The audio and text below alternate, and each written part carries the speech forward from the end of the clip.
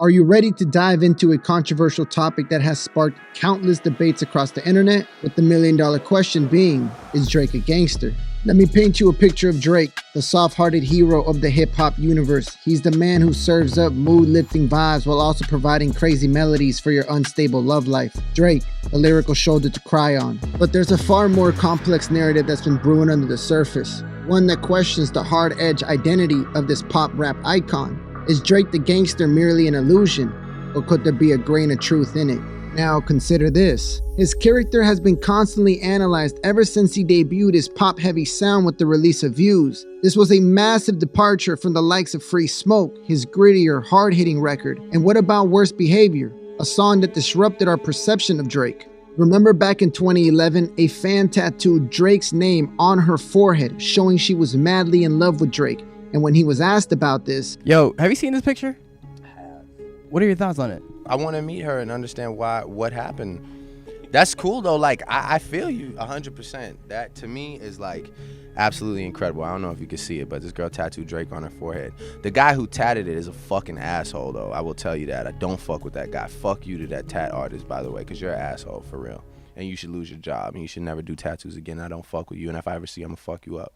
But real shit though, I really like, I want to talk to this girl and understand it all, you know?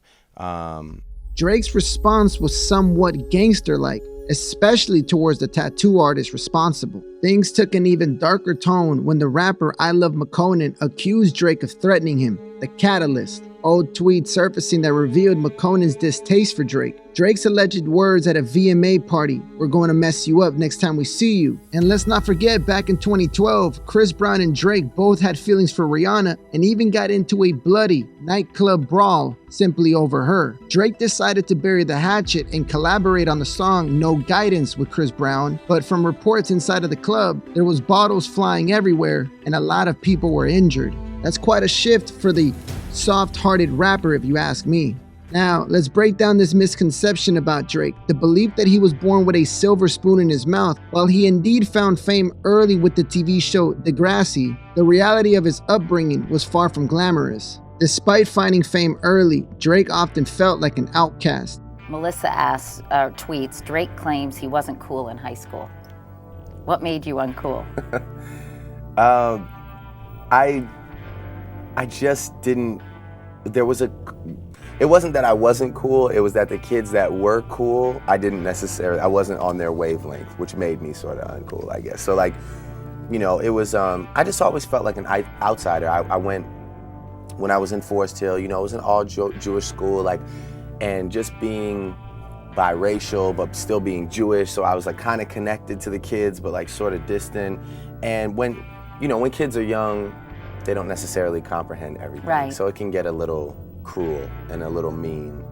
You get teased a lot? Yeah, I mean, I got it, you know.